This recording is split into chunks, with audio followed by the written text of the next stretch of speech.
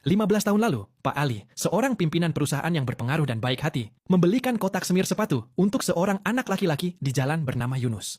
Ia tidak menyangka bahwa satu perbuatan baik ini akan memberinya dukungan penuh dari Yunus. 15 tahun kemudian, Pak Ali kini bangkrut. Benar-benar bangkrut. Ia berhasil mengumpulkan cukup uang untuk operasi istrinya. Namun, ketika ia mencoba membayar di rumah sakit, perawat dengan tidak sabar mengatakan saldonya tidak mencukupi.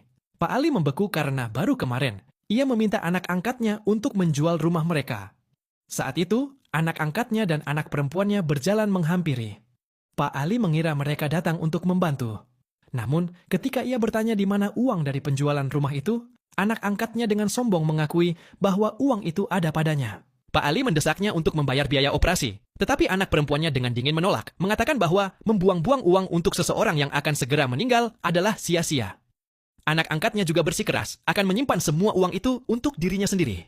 Pak Ali dengan marah memarahi mereka karena tidak tahu berterima kasih. Namun, anak angkatnya menyalahkannya karena mengadopsi mereka sejak awal, mengatakan jika bukan karena kebaikan Pak Ali yang salah tempat, mereka mungkin telah diadopsi oleh keluarga yang lebih kaya. Istri Pak Ali mendengar keributan itu dan bergegas menghampiri, melihat betapa tidak berperasaannya mereka berdua. Pak Ali sangat marah sehingga penyakitnya memburuk saat itu juga. Baru saat itulah ia mulai menyesali pilihannya. Namun, kondisi istrinya mendesak. Pak Ali harus menemukan orang-orang yang pernah ditolongnya sebelumnya, meminta mereka mengembalikan uang yang pernah ia berikan. Namun, mereka semua berbalik menyerangnya, mengatakan mereka tidak memiliki bukti utang, dan hanya akan membayarnya kembali jika ia memiliki surat utang. Pak Ali sangat marah dan membalikan meja mereka, tetapi justru digogoki dengan brutal. Mereka bahkan membuatnya berlutut dan mengemis, mengatakan mereka mungkin akan membayarnya kembali jika sedang dalam suasana hati yang baik.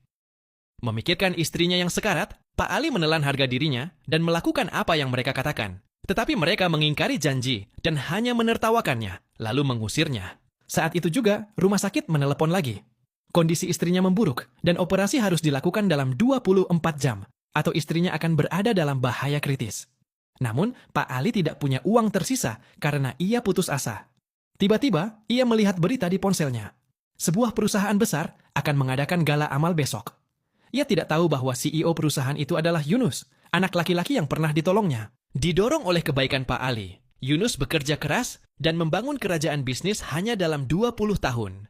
Kini, Yunus kembali untuk menemui dermawannya. Tanpa sepengetahuan Yunus, Pak Ali berdiri di lantai bawah gedung perusahaan. Tetapi tanpa janji temu, ia tidak bisa masuk untuk bertemu CEO. Sementara itu, anak angkatnya menelepon teman lama Pak Ali. Demi uang, mereka setuju untuk membantu Pak Agus mempermalukan Pak Ali. Pak Agus memutuskan membawa mereka ke perusahaan Yunus, tetapi di tengah perjalanan, ia mendapat telepon dari sekretaris Yunus. Sekretaris